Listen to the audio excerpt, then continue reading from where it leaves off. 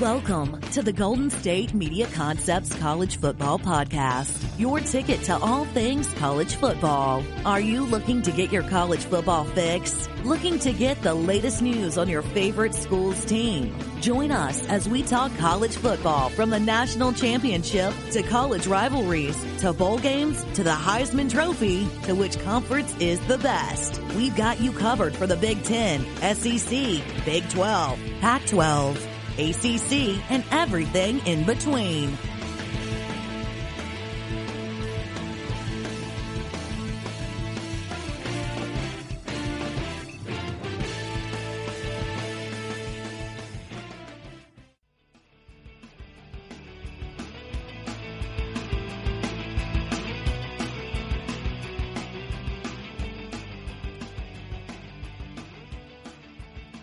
Welcome to the GSMC College Football Podcast on the GSMC Podcast Network. I am their host that you hear every Monday. That is Ethan Orfe. Here we are once again talking all things college sports and everything relative to the college football atmosphere.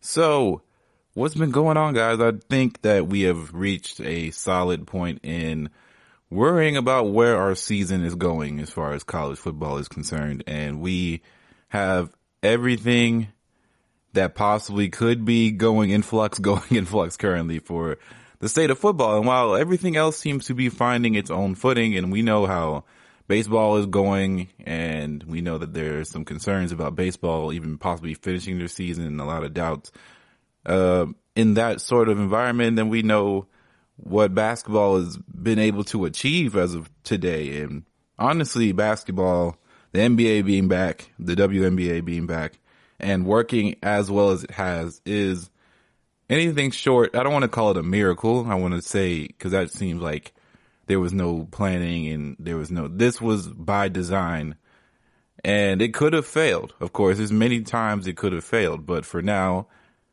it is working like a well-oiled machine and things are going as smoothly as you could ever imagine them to be, and the basketball is good. The sports is good, and that's the biggest sell point. We didn't know how things would operate without fans. We didn't know how it would work. But the basketball is still 100% basketball. It feels authentic. The players make it seem like things matter. And honestly, the pumped-in crowd noise, I think I saw some, or should I say I heard some. I was watching the Blazers and the Boston Celtics play Sunday, and it was really, really interesting because it felt like a playoff game. And of course, the Blazers take it more like a playoff game than maybe the Celtics did. But both teams played really hard, and you could hear the pumped-in crowd noise. It does seem like they simulated a playoff atmosphere type of game.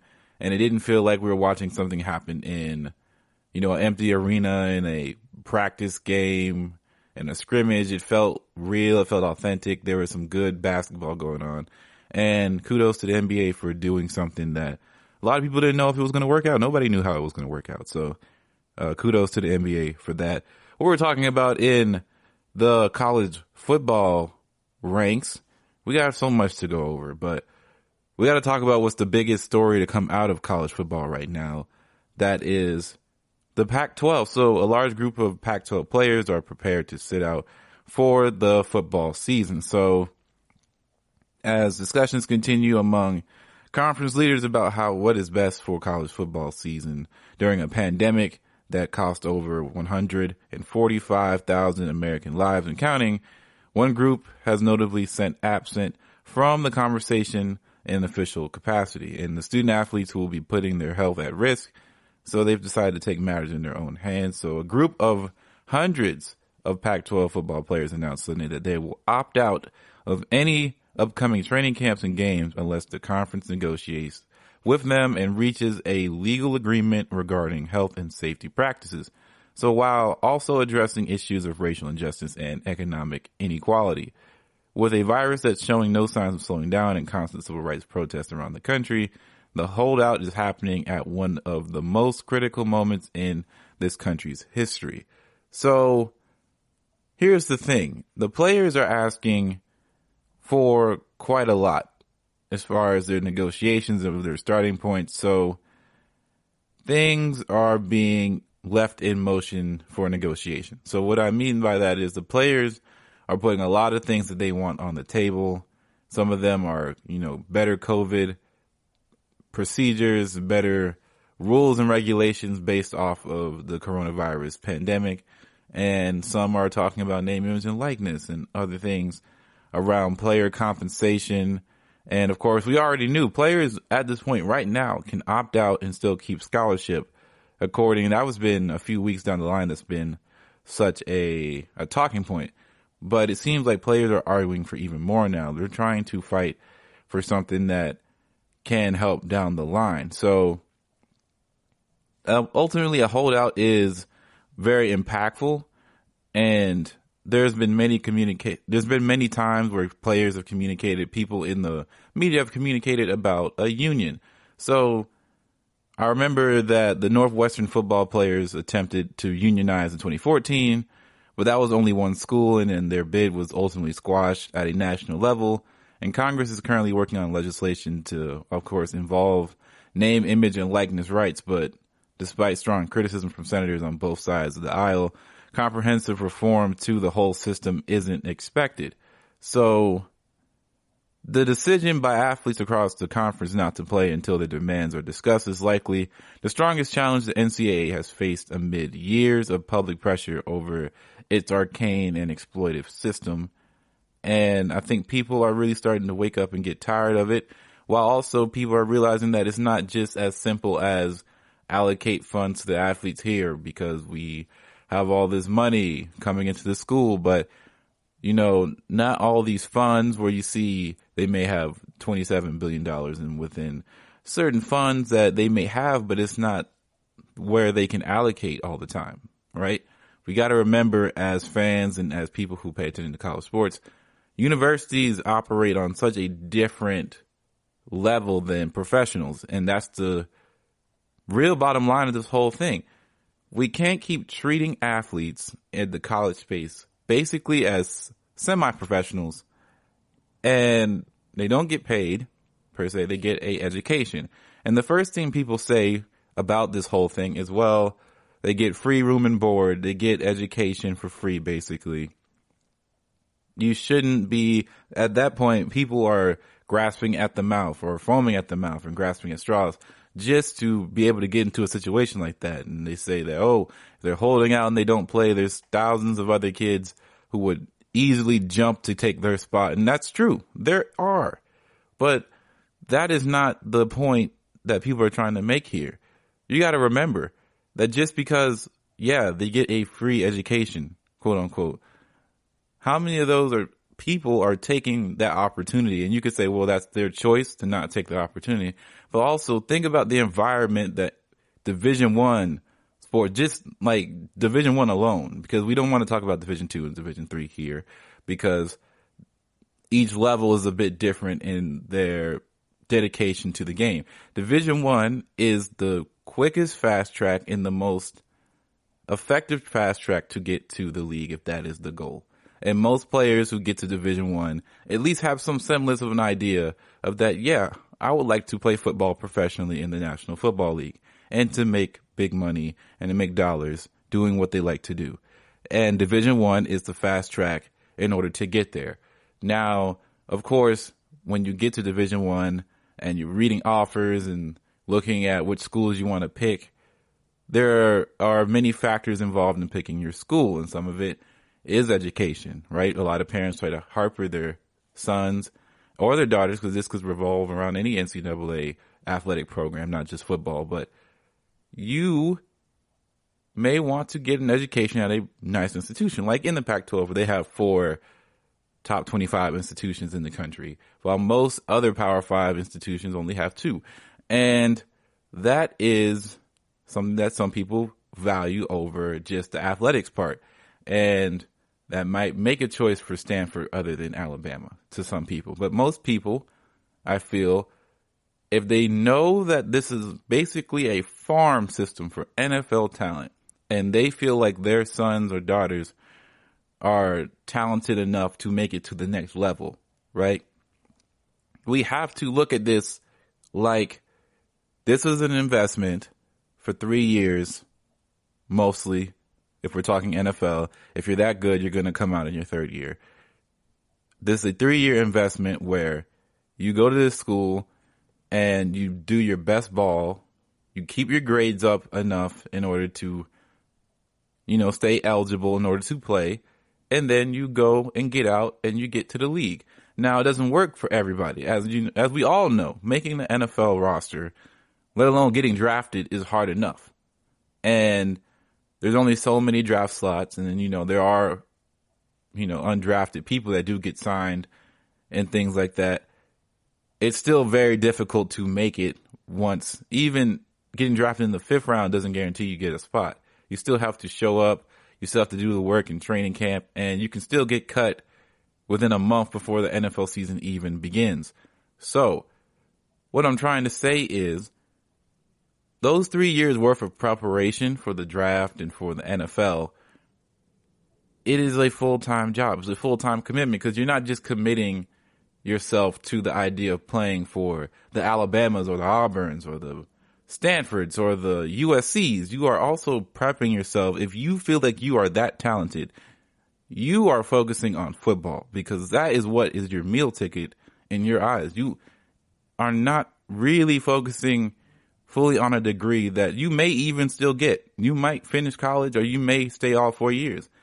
But that degree is still secondary to a lot of these kids' minds. And even if, let's take it this way. We'll take it there.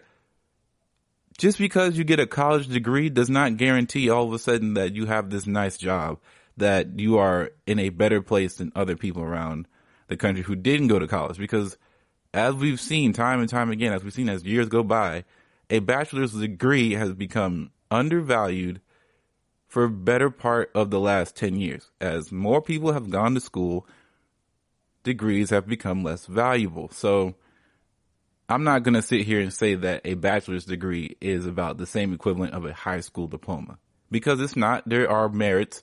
There is another tier. However, a bachelor's degree does not guarantee you a position, a profession, or any sort of job that belongs in that field. And that could be from an athlete to somebody who paid all 4 years to somebody who went 6 years in school. It doesn't matter. Degrees do not get you positions. It is connections through that school. So if your school does not offer you any sort of connections, or you're not able to make connections while in school, which is a really, really, really big topic within going to college. And if you don't have the time to make connections because you're a student athlete and you have to focus 65 to 70% of your time on football, then you do your schooling, which probably most people do online anyway. It's really, really impossible sometimes to think that somebody who wants to focus on their education can also go and sit there and go meet with other people, have dinners and go have interview sessions or go talk to their professors and see what do they know, who do they know that they can go do. Because for one, they may not be the dream they want. So they're putting a lot of focus from their dreams to a backup plan, because that's what a lot of kids do. And there is a large amount of people who have to realize between some part of their college football playing careers, whether or not they are league bound or not. And some people are irrational. Some people just see themselves as being a football player for life, and it just may not be there. And they may not have the talent, but they have the drive and ambition. And sometimes that still works out for them too, because not everybody who makes it to the NFL is this hyper talented phenom that surprises everybody day in and day out during games. Some people work their tails off in order to get to the NFL, and it doesn't always start from college day one. Sometimes it takes a very, very large amount of hard work that is very commendable, and people don't give up on their dreams, and that's something that nobody should have to do.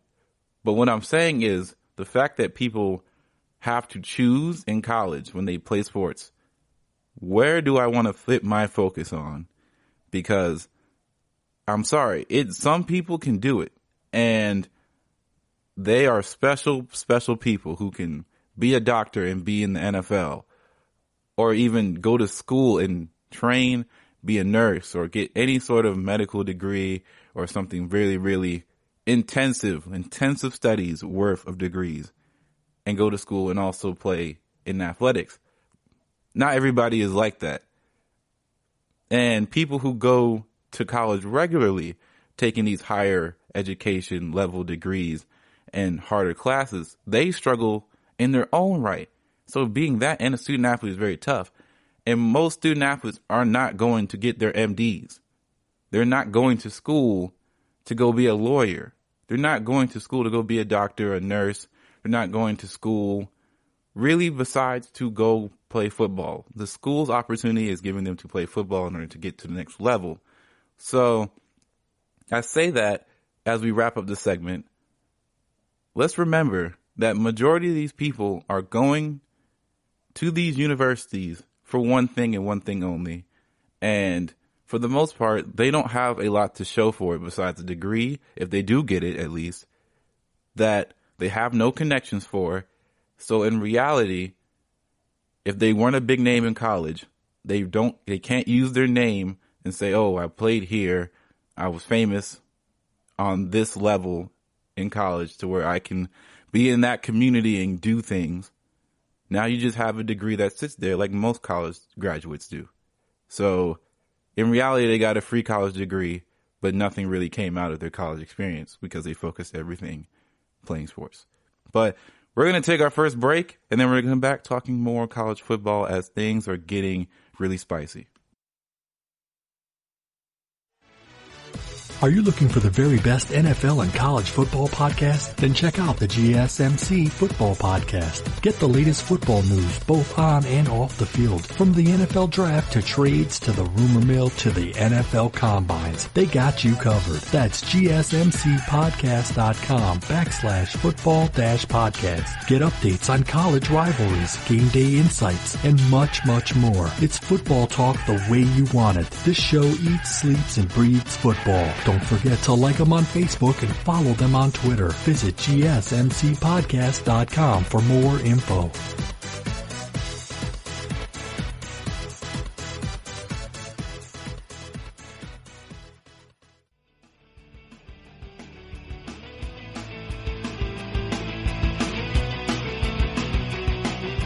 All right, and we're back with the GSMC College Football Podcast. And the SEC came down with the biggest hammer that they could have well, actually, it's not the biggest hammer. They could have also just said, we're not playing. But they did say they are doing 10 conference-only games for fall 2020. And that was directly following, of course, the ACC, who said they were going to have an 11-game scheduling model with 10 conference games and one non-conference option that must be played in the home state of the ACC team, leaving the door open to play at least those 4 in-state rivalry bouts with the SEC. But, of course, that's not happening.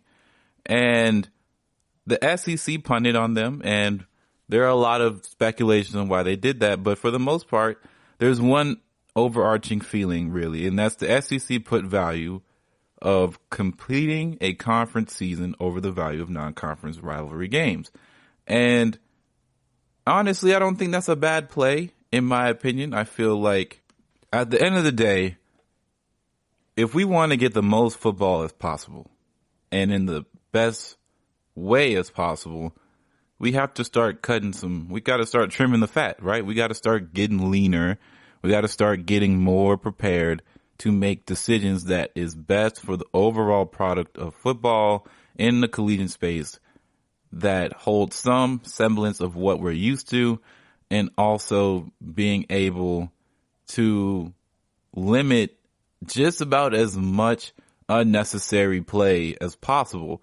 Because the more we try to squeeze in this ideology that we can make our schedule fit in a pandemic rather than trying to reconstruct a schedule for the pandemic, this is what we get. We're not trying to reconstruct or anything. We're trying to make something fit, the old way fit in the new world, so to speak, or the current temporary new world, hopefully. So what does that look like? That looks like potentially more, if not all, Power 5 schools are going to play conference only. And maybe a few conferences may decide to do one non-conference game here or there. And that non-conference game might end up being a buy-in game somewhere else, or maybe it may be like a really, really big traditional game that everybody still wants to see. Like, we still don't know officially what's going to happen with Notre Dame, as far as I know. And that is something that will be in further discussions, I'm sure, down the line. But we have to look at this as the SEC now is going fully conference only and say to ourselves, well, what's now? What can we do now? Because what can you do when you have run out of time?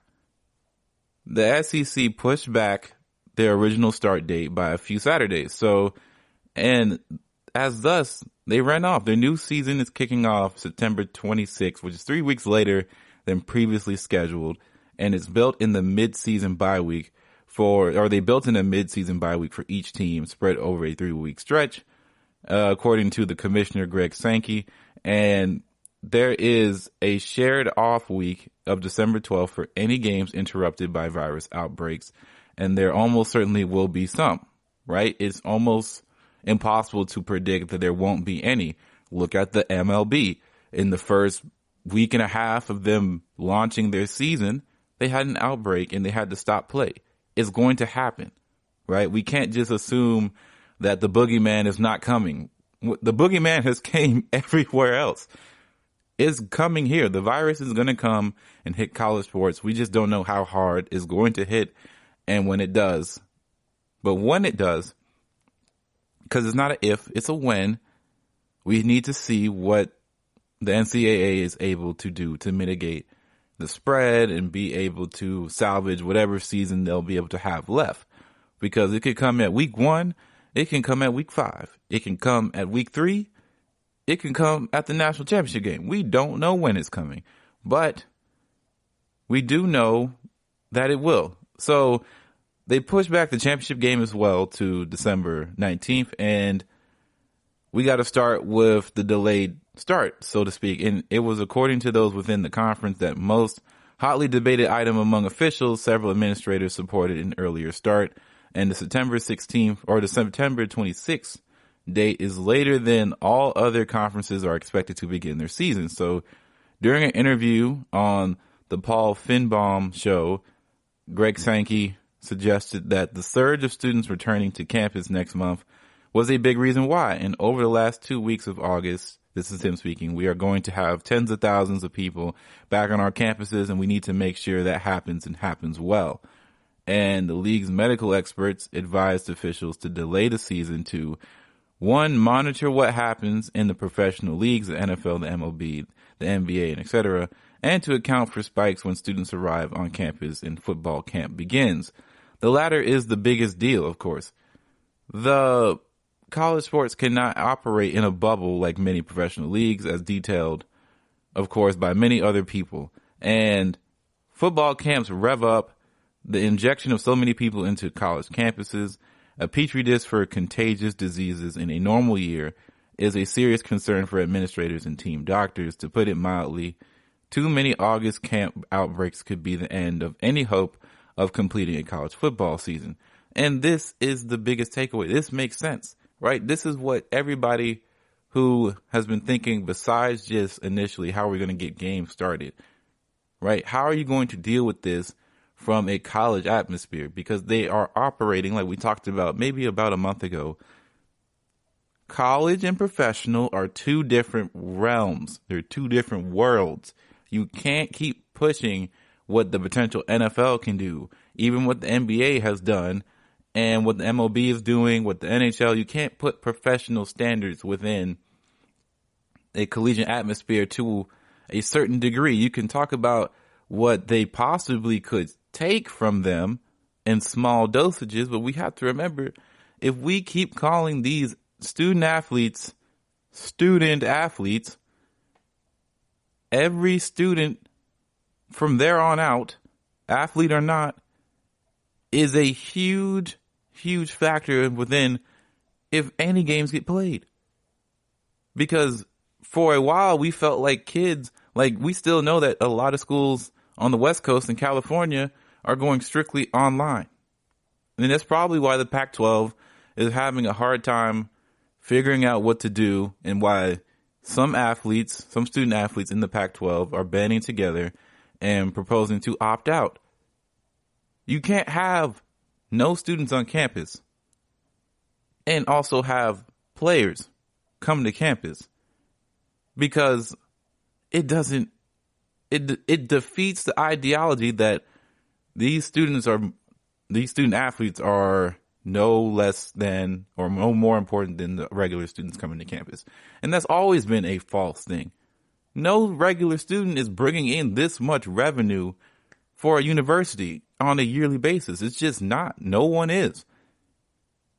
But they have to keep this persona that everybody on campus as a student has the same equal opportunity as the other and gets treated the same way, when it's never been that case. And of course, we know that for sure, because kids that are going to school regularly, even on academic scholarship, aren't getting paid under the table $100,000, $400,000 just to go play a sport. Even for a year, like basketball has it bad. Football has had it bad in years prior. We just saw what happened with Reggie Bush as far as him getting reinstated with the team for USC and be able just to be talked about, be able to be around the campus, be paraded around for the great play that he had. But because of what happened in the past and what transpired during his collegiate playing days, he was essentially banned from the NCAA. And for 10 years, so to speak, they are treated differently. So we have to keep that in mind. We know they're treated differently. Next, now we have to move past this ideology, since they're treated differently, that we can treat them differently in the midst of a pandemic with no repercussions and no one speaking up about, hey, maybe this doesn't make sense because we're getting worked like we are professionals when we are not professionals. We don't get paid like professionals, right? Our education will be extremely different from the education that everybody else is getting, because they don't have to be stressed every day, take coronavirus tests every so odd day, and playing games in situations that you don't know who has what, and we're not in a bubble scenario. There's just a lot of stress you're putting on collegiate athletes that professionals are not getting, because the stress is mitigated by the fact that they're getting compensated fairly for their troubles, right? To make this work, the NFL is still going to pay players. To opt out, the NFL, you can do that and still get compensated for opting out. If the league doesn't even start in the NFL, players get money, right? There's still compensation for every level as of right now, and we still don't know if the NFL can figure out what to do, right? And we're still having teams or still having universities in college talk about allowing certain numbers of fans. I believe Ohio State said they'll allow only 20% of their stadium capacity. So that's what, 20,000 students, I believe, or 20,000 people, I should say, because there's not going to be a lot of students in there. For sure, there's going to be a lot of people who donate money. A lot of the donors are going to be in there. And I don't know how exactly their social distance stadium is going to work.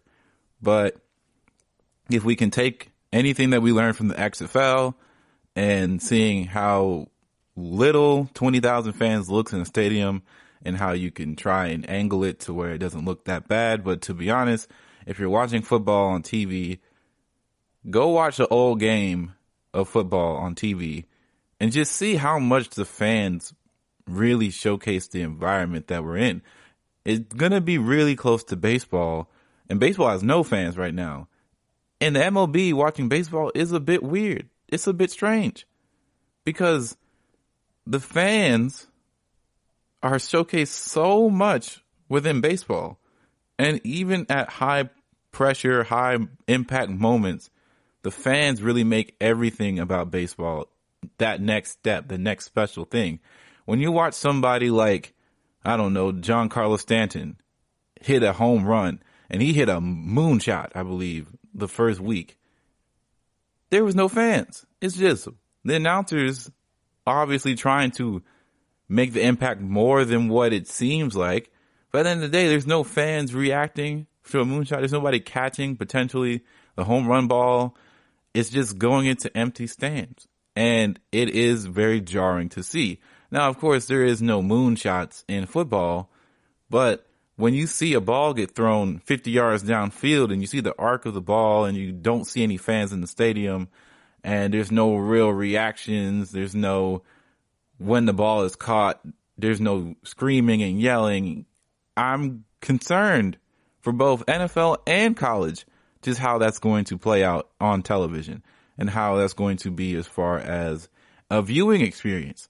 So there's just so many things that get collided within this whole collegiate play, NFL play that are similar, but we have to remember that the very, very strong unsimilarities are the fact that these college athletes are going to be put in these high pressure situations, this high pressure pandemic, and still expected to play in some aspects because they still want to be able to have a year. Well, they want to have as much time in order to play in the NFL. And if they take a year away in the pandemic from their draft eligibility, right, they'll still be able to stay on scholarship. I don't believe it gets counted as a redshirt year. So they get to come back to school. That's awesome. But that also means they're 1 year older and they're 1 year away from being in the league. And in the NFL, you only have about 5 to 8 years, if you're good, to showcase who you are and make your money. So that's just another year down the toilet, so to speak, of not making any money, any profit on your ability and your skill level. But we're going to take another break and we're going to come back talking more college football and what's going on around the NCAA. This is the GSMC and we will be right back. Tired of searching the vast jungle of podcasts? Now listen close and hear this out. There's a podcast network that covers just about everything that you've been searching. Hey! The Golden State Media Concepts Podcast Network is here. Nothing less than a podcast bliss with endless hours of podcast coverage. From news, sports, music, fashion, cooking, entertainment, fantasy, football, and so much more. So stop lurking around and go straight out to the Golden State Media Concepts Podcast Network. Guaranteed to fill that podcast itch. Whatever it may be. Visit us at www.gsmcpodcast.com. Follow us on Facebook and Twitter and download us on iTunes, SoundCloud, and Google Play.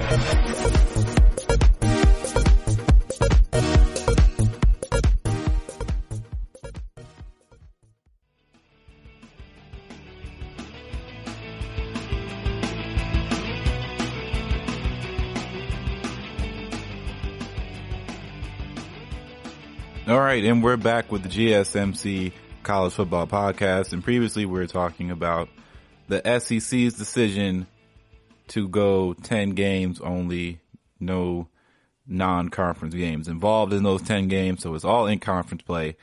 And now we're going to get into the ACC and how they provided some master chess moves in order to bring the onus less on them about having an 11-game schedule that includes one non-conference game. And really what's been going on within the NCAA Power 5 structure. So this is a good article from Pat Forge, articling that it cements self-serving Power 5 conference mentality that the ACC shrewd schedule announcement. They stressed unity. They had Zoom calls together for weeks, months, and they were all in this together. The commissioners of college football's power conferences trying to navigate a challenge, the likes of which they've never seen before.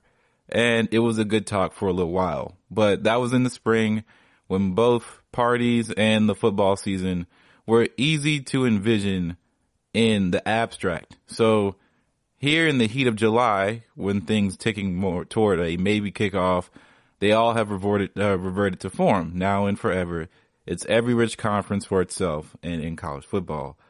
So this is the part of the deal in the patchwork of 130 schools with no legitimate unifying element. It was that way a decade ago when realignment turned into a brazen series of land grabs purely designed to maximize individual league revenue. It was that way earlier in this month when the Big Ten and Pac-12 were the first to break ranks and declare a scheduling model that eliminated non-conference games.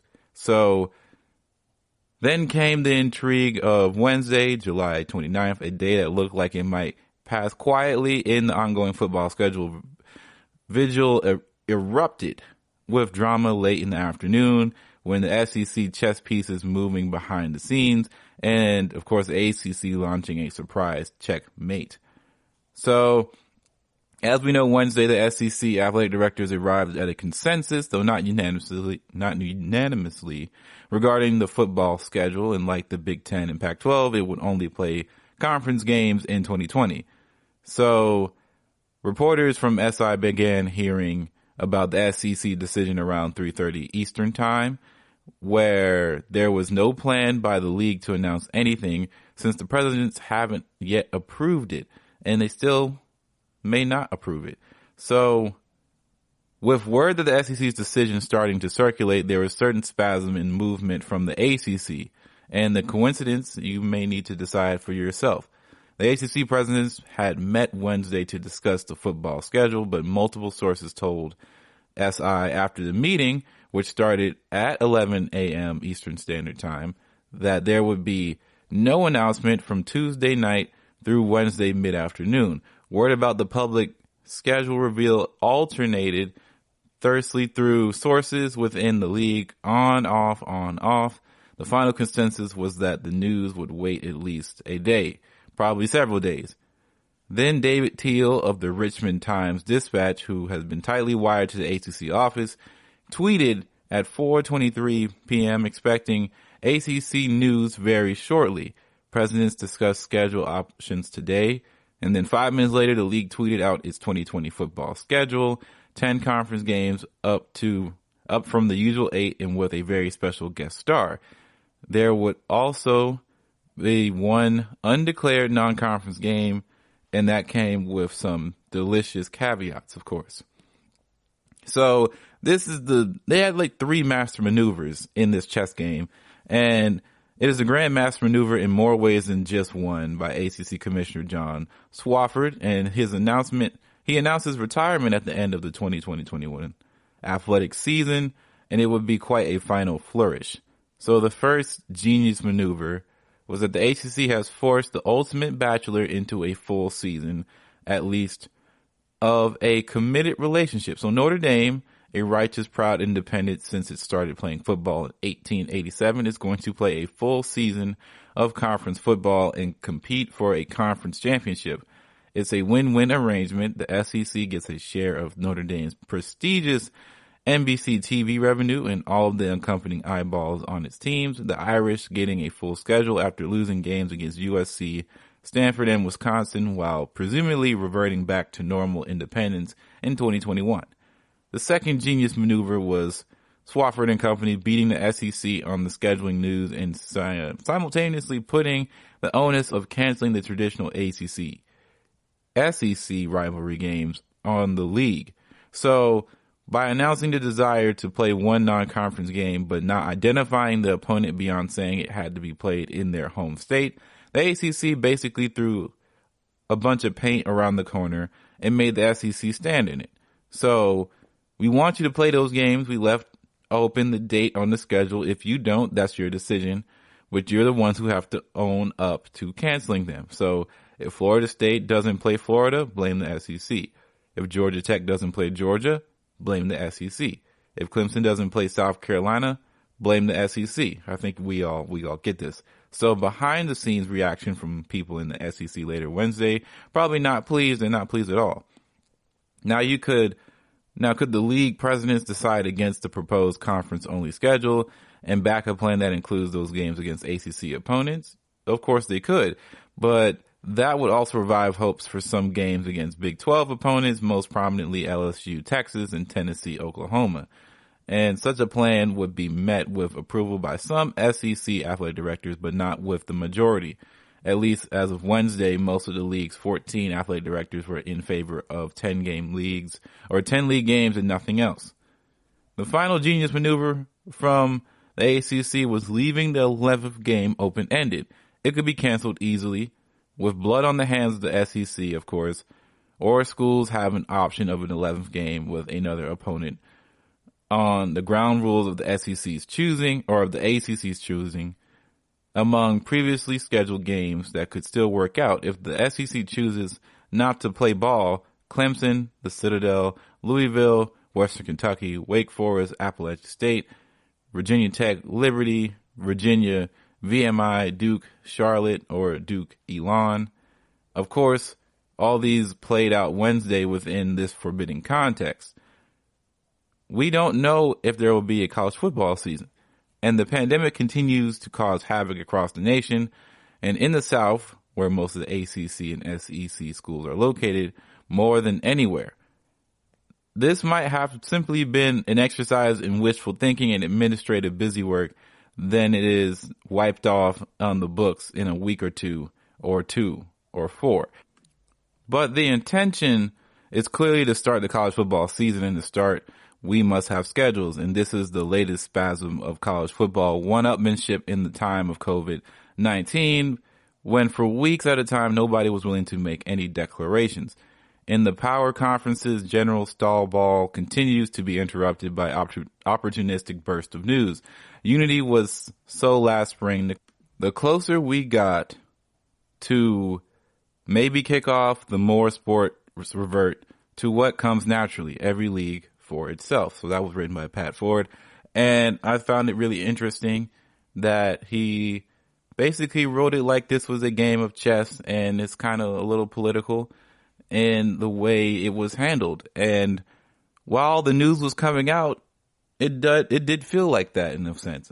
And I could see why the SEC had some problems with how the ACC handled it, because maybe the SEC figured that this was the best way to handle an upcoming season with so much uncertainty, and the ACC just decided to take all of the hate that both the SEC people and the ACC people would come out on, when those rivalry games are super important to the South of the United States. Like, the rivalry games are very, very apparent as far as what people pay attention to, how people care about, the tailgate and all that. And we've seen where the numbers are as far as COVID cases and where they're located within the country. In the southeastern side of the United States, the southern side of the United States have a lot of cases, and a lot of people are still of the mindset that they don't need to wear masks, and a lot of people still want to be able to live their lives the way they did a year ago, and that is just not what is going to transpire. And of course, college sports is still a business, so to speak, albeit nonprofit, quote unquote. It's still a business, and they are trying to protect their business the best way they can while also having it operating. And unfortunately, the NCAA, college athletics, college sports in general, is a business for large events with large groups of people come in and bring in a large amount of money. So we already know that, at least from the SEC side or from college football side, they are leaving it by a state decision whether or not they are going to have fans in their stadiums. And we saw, like we talked about earlier, Ohio State is doing 20% of their fans. We don't know every in and out of every team or every conference even how they're going to handle fans in the stands. But this is a big decision by the SEC to not play those rivalry games, and thus those fans are going to be probably a little bit slighted. They're probably going to be like, well, I planned my whole weekend during that time for that, and now it's ruined, and now I can't go to the game. But you have no idea if you were going to be able to go to the game anyway. So I think people should get over that point if that's what it is. But the masterclass performance by the ACC just put a lot of the blame on the SEC in general, because the SEC didn't get a chance to officially put out any sort of, idea, vision for their schedule before the ACC decided to jump ahead. They cut in line, and they did it masterfully from a PR standpoint to get ahead of the whole story and make it look like the SEC just didn't want to make it work with the ACC, when in reality, we don't know exactly what happened. But it is a bit disappointing to see that we won't get to see those games, at least for now. We don't know how the future holds, but I would assume that really we may not even see the 11 games or the one non-conference game at the ACC. It may just all be a smokescreen at the end of the day, or should I say, it just may end up being something that has no fire to it in the beginning. So the ACC, you got to clap it up to them. They did a good job at trying to stir the pot, in my opinion. Now, where all this comes to a dramatic closing is that all the schedules, as far as we know, are out, and there's nothing else that we can assume will come out of the scheduling anymore. So what happens now? And this is every Power 5 conference issues. What happens now? What happens now is we have to look. We're about a month and some change away. Well, really, no. We are about 2 months, really, basically, from the SEC, and we're about a month and some change away from most Power 5 conferences from starting the college football season. And we have no idea what players are going to opt out. We have no idea if there's still going to be a season yet. And we are about a month and some change away. For perspective, the NBA, a month and some change away from the season starting back up, they were in the bubble practicing. We're supposed to be practicing right now as far as college football. And there is no guarantees that we're going to see some practicing. A week ago, we had whole teams shut down for 2 weeks. Remember this? Right? I believe it was Michigan State. Whole team shut down because 12 people got coronavirus for 2 weeks, 14 days. That's a whole setback. And we've known reports that people feel like in Power 5 conferences, if a team gets coronavirus and has to shut down, that is on them. This team, the schedules will still go on, the games will still go on, and we'll deal with that when it happens. But it's still happening, and it's not like it's not going to continue to happen. And that's the issue. We don't know how this affects everybody else. And we need to just cover real quickly about the whole Notre Dame thing. That's really cool. Notre Dame gets to play a full schedule, and that was sure a lot of people's talking points of worry, right? We didn't know what Notre Dame's plan was going to be, but it looks like Notre Dame and the ACC figured something out, so that's dope for them. And dope for all the Fighting Irish fans, and it was good for the ACC. They get the television money, and, Notre Dame gets to play a full schedule. They don't have to worry about only playing 6 games anymore. But we're going to take our final break, and we're going to come back talking more college football here at the GSMC. We'll be right back. Are you looking for help for your fantasy football team? Check out the GSMC Fantasy Football Podcast. Get today's best advice on who to start, who to sit, even who you should draft. From sleeper picks to red hot lineups, they got it all covered for you. That's GSMCpodcast.com/fantasy-football-podcast. We'll cover traditional leagues, dynasty, PPR, even IDP leagues. When you need fantasy help, there's just one show to hit up. Don't forget to like them on Facebook and follow them on Twitter. Visit GSMCpodcast.com for more info.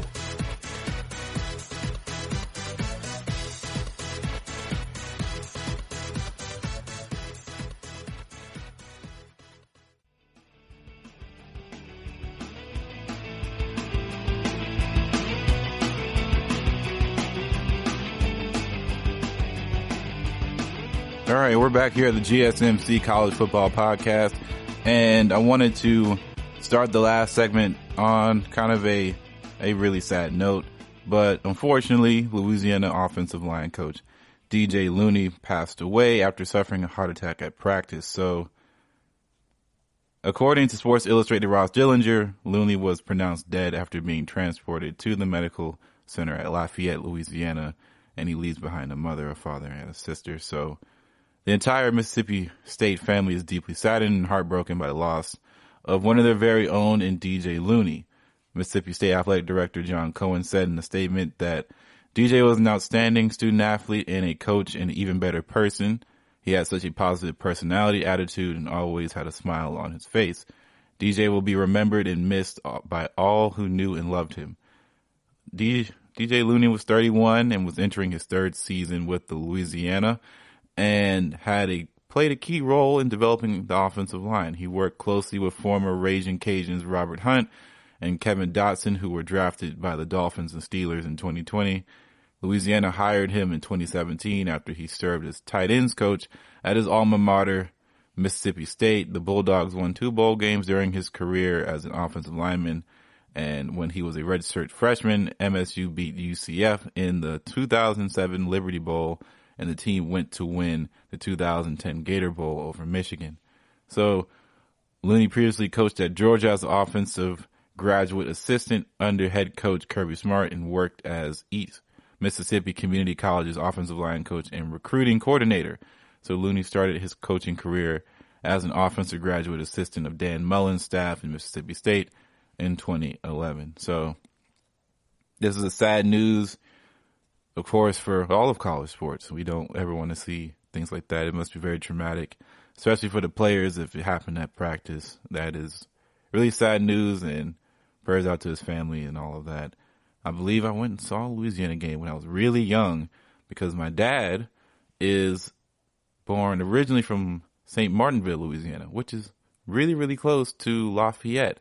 And they had a lot of big games sometimes, and I believe we went there when I was real young. I'd have to double check with that with him. But sad news, thinking about his family and everybody who's involved. And, just hopefully things will turn better for 2020. But the news just keeps getting more grim. So what I wanted to do for the end of this podcast is talk about memories and what it feels like to have memories in college sports. And what I mean by that is, what are some games that I remember going to or I remember watching? Because I haven't been to any Division I college game in my life. And I wish I could say I have, but I had never had. It's never been something that, my dad drove us to go to. So for context, my dad is a big LSU fan. Of course, my sister went to UGA, or she still currently goes to UGA. So now he's a UGA fan. And when UGA is done playing, he'll cheer for LSU. Don't crucify him. This is just how it is. He has to support the money that, he's paying for his daughter to go to school at. But anyway, he's a UGA fan, LSU adjacent fan because he grew up in Louisiana. Of course, a humongous New Orleans Saints fan. And basketball, he just watched it. But we've gone to Hawks games. We haven't been to an LSU game, actually. Like I said, I've never been to a Division I game before. I still haven't gone to a UGA game. My sister has. I have not gone to UGA yet. I've been to the campus, but I've never been on a game or been to a game. And of course, I've been to plenty of Saints games. I've been to NFL games. I've probably been to more Braves games or baseball games than I ever have any other sport, which is kind of saying something. Maybe it's just because the tickets are cheaper and it's easier available, and you can get a lot of them for cheaper than NFL or any other sporting event. But that's the case. But I say that to say that I have gone to a lot of Division II, some Division III football games, and some of them are really memorable. So I don't know if you know this, if you've been listening to me, but I did a lot of coverage as far as doing pregame radio shows. I would do halftime interviews. I would do postgame interviews with my alma mater at the University of West Georgia, go Wolves, and we would play a lot of teams within Division II bracket. So Division II football is very interesting, as you can watch it and you feel like you are in a high school atmosphere, but the stakes are not nearly as low as high school. Now, I say low because in some areas in high school for Georgia, high school football is everything. In most areas, it's something that happens every Friday night. They do bring in a lot of parents, a lot of people who are adjacent to the kids, but it's not something that you're going to put on television all the time, right? It's not like Texas, where Texas is a high school football, mega fest, right? That's not something that happens here from my experience. But I have to caveat, but there are exceptions. And in college at Division II, it feels like what I think high school sports in more populated areas that care about it a lot feel like, because it is not as pristine. It's not pretty like Division I college sports. And that's due to not all the players are polished. The games of all these guys playing in Division II sports aren't very polished. They aren't flashy. Some guys are really fast. Some guys are really good at technique, but they don't have the speed, or they don't have the athleticism to compete at the Division I level. And it shows. If you went and put this team in Division I, they would not, it would not be good. It would not be pretty. But Division II, they do thrive a lot, and it makes sense where their recruiting is and where their league is and the whole nine. But you see a lot of things that you don't see in Division I. So, for example, in Division II, you'll see offensive linemen that are not typical size that you'll see in Division I. Division I offensive linemen, you got to be pretty tall and you got to be pretty beefy. In Division II, you don't have to be that tall, and you don't really have to be that huge to play in Division II. Now, it would be very, very, very recommended to have somebody who is big enough to play the offensive line or defensive line in Division II, but it's not necessary, because you got to recruit guys who are able to play, and if they are the best option that you have to play them. But time and time again, in Division II, offensive line trumps so much. If your O-line is beefy, strong, competitive, and can really set down some good blocks, you are in the wheelhouse. Because you'll see a lot of teams run the option offenses. They don't really do a lot of spread stuff. They're not pro style for the most part. So everybody's running sideline to sideline. Everybody is doing pulls. Everybody's doing hard reads and doing QB options, some RPO stuff. It's fast paced. And guys are looking like Cam Newton. You'll see quarterbacks who are the tallest players on the team, and they are running full speed ahead. They're doing a draw play, or they're doing a quarterback read, and they're going to pull it most times, because sometimes Division II is undisciplined. But to bring it back to most memorable games, I remember I went to one of the UWG playoff games where they're playing against Wing It, and not Wingate, but Wing It. And, we thought that this was the year that we could really make some noise. Now, previously, we've had years during my tenure being there where we were dominant. Like my freshman year, our school was dominant from start to finish as far as the regular season. We were putting up a lot of big numbers. By the time it was halftime, we were putting up 40 points, and people were ready to leave through the stands. It was well known that we were a point scoring team during that first couple of years that I was there. And then coaching changes happened and philosophies changed. And then we became more of a team that didn't struggle to score. It took a lot. It was a lot harder to get there. And our defense had to be on their P's and Q's a lot because our offense wasn't always up to bat every single day of the week. But we still prevailed. We still had good coaching, and I felt like we were one of the better coached teams in the division and in the conference. So we played against Wing It in the semis, and it was a real tough bout. You know, we scored early, and I was on the field doing coverage, and I was taking photos and doing videos and doing some social media work, and I was just talking to my operations manager at the radio station, and we're like, you know, I feel like we can pull this out, but it's getting real tough, and these guys are fighting at the tooth and nail, and I don't know why, but we don't feel like we have this in the bag just yet. And everybody's just kind of watching this team go by, and we see the score just get closer and closer. I believe we were up 17 to 10 or something like that. It was a close game, and then Wing It just started to pile it on. They really started to get some yardage on us, and we had to get down the field and score in order to win the game. And there was in particular play where there was a flag thrown near the end of the game that basically sealed the deal. Non-call. I'm sorry, there was no flag thrown, non-call, and it basically cost UWG their season at the end of the day. And it was really, really ugly. There was a player and ref dispute. A lot of emotions flied.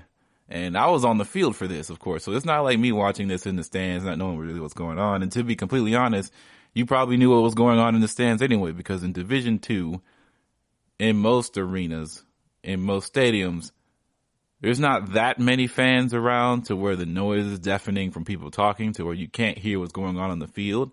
So if you're close enough, you're going to hear a lot of the chatter from players and officials and coaches. So you can easily see what's happening.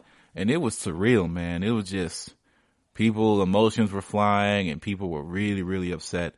And that press conference was so depressing, to say the least. It was so depressing and so demoralizing. And, you know, I've had sports losses in my life where I feel like I'm connected to the team in some degree, and I'm watching it from my television, right? You know, I'm a Saints fan, so I don't even need to bring up Saints stuff. You all should know, if you're football fans, you know the Saints have been in some of the worst endings of games in the past few years, and I don't want to bring up that sort of pain. But even LSU, when LSU lost to Alabama in 2011, yeah, it had to be 2011 because that was the same year Saints lost to the 49ers, catch part 3 or part 2, whatever the catch was. Worst weekend of my life as a sports fan. But LSU, when they couldn't get past the 50-yard line with Jordan Jefferson in the gang, and Alabama was just destroying them, dismantling them, it was horrifying. It was my worst nightmare as a sports fan for the longest time. And I still haven't been able to fully recover from that until, of course, LSU won the national championship. And then I felt a little bit better for it. But, you know, being on the field when you see some stuff like that happen is so surreal. So always remember, as I hang up the podcast for now, that's what I'm going to start saying. I'm hanging up the podcast for now. I just want everybody to remember about their memories of being a sports fan, because that's what makes this whole industry tick, is memories, being able to remember stuff. Everything about sports is tied to history. When we look at years, we remember years, certain things through sports. Just like how we remember titles and how we remember how years went and which players were good and which players were not, who won MVP, who won most valuable player, who won all the Collegiate awards, who won the Heisman. It's all through history and memory. So remember, always cherish your sports memories, because in times like this, we may never know when sports will come back fully to its previous level of glory. But this is the GSMC College Football Podcast. I'd like to thank you all for tuning in today. And please don't forget to rate, review, and subscribe to the GSMC College Football Podcast and all the podcasts on the GSMC network. This is Ethan. telling you all to have a wonderful day and stay safe. Don't forget to follow us on social media, Facebook and Twitter at GSMC College Football. I'll see you all next week. Peace out, man. You've been listening to the Golden State Media Concepts College Football Podcast, part of the GSMC Podcast Network. You can find this show and others like it at www.gsmcpodcast.com. Download our podcasts on iTunes, Stitcher, SoundCloud, Google Play, or anywhere you find podcasts. Just type in GSMC to find all of our shows from the GSMC Podcast Network, from football to basketball, baseball to MMA, and even soccer. You can also follow us on Twitter and Facebook. Thank you, and we hope you have enjoyed today's episode of the Golden State Media Concepts College Football Podcast.